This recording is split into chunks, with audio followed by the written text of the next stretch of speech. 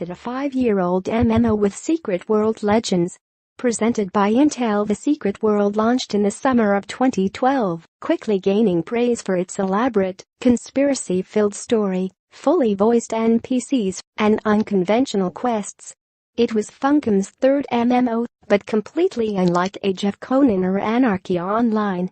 Unfortunately, player numbers dwindled, and despite dropping the subscription, it never quite made the splash its developers had been hoping for. This year, it was rebranded and relaunched as Secret World Legends, accompanied by a slew of major changes, including the shift to the free-to-play business model. For Funcom, it's been another opportunity to showcase the game's unique take on MMORPGs. We always felt that the secret world was undiscovered, says Rui Casas, Funcom's CEO. Some of it was due to risks we took that didn't pay off, and some of it was due to market conditions. The game was more than 4 years old, and we saw revenues declining as they naturally do when a game ages. We needed to decide what to do next. Funcom realized that there was an untapped market, people who had never had a chance to play the game because of the barriers for entry, like the subscription, and, once that was dropped, the box purchase. This was also an opportunity for the team to take a bird's-eye view of the game, to explore what wasn't working and what was holding the game back.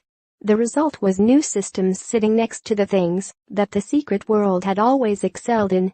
A lot of the changes simply wouldn't have been possible in a live game.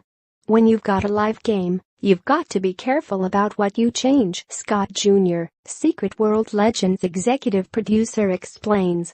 You don't want to disrupt the core audience, but you need to fix things that are causing attrition, so a lot of the time you come up with band-aid solutions. When you're doing those band-aids, you get very annoyed that you can't do specific things, like why did we make this decision 5 years ago to have no levels? That's one of the big problems we had. The secret world had a classless system with free-form player progression and no levels. Junior jokes that the system gave them buzzwords they could use in marketing and press releases, like horizontal progression, but it put too much of a burden on players. There's been 20 years of games with levels to teach you what a level means, but we didn't have that, he says. So one of Secret World Legends' biggest additions was a level system that not only made progression clearer, but allowed players to gauge how challenging an enemy might be from their level as well. Combat, quests, dungeons, the graphics, they all went under the microscope and were reconsidered, tweaked, and upgraded. More than an update, it was a reinvention. And it seems to have paid off, with areas and hubs that were once ghost towns coming back to life. We had more people playing than we expected, and revenue has exceeded our expectations, says a relieved Junior. But obviously when you launch something new, you're never exactly sure how the user is going to consume it.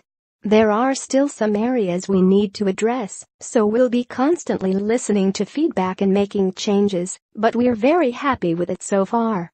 It might not have gone as well had Funcom not spent a lot of time considering how it implemented the free-to-play model. How do you make money with a free-to-play game? With a subscription model, you can always rely on people giving you their $15 a month, says Junior. When we went buy-to-play, there was still the box sale. With free-to-play, we had to make the decision, do we gate content? Do we sell missions? Or do we sell vanity and convenience? And that's what we ended up with, convenience. So Funcom now sells ways to level up faster and power up weapons more efficiently, but mostly it's cosmetic items, pets, and vehicles. Want to hunt down monsters while wearing a golden tuxedo? You can absolutely do that. Many of these items are also available by simply playing the game and spending in-game currency. And everything else, including the DLC issues that were sold over the course of the Secret World's life, is completely free. Every piece of content for the game is free and will be free forever, Junior reiterates. As the studio has seen, the free-to-play model also comes with a host of new expectations from players. The moment you have additional monetization after the box price, players treat it like a service, explains Casas.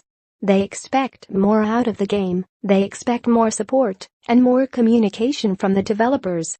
But Funcom has some experience with this through Age of Conan, Unchained and the Secret World Legends after the subscription was dropped. What hasn't changed is the game's focus on storytelling, not just through fully voiced characters.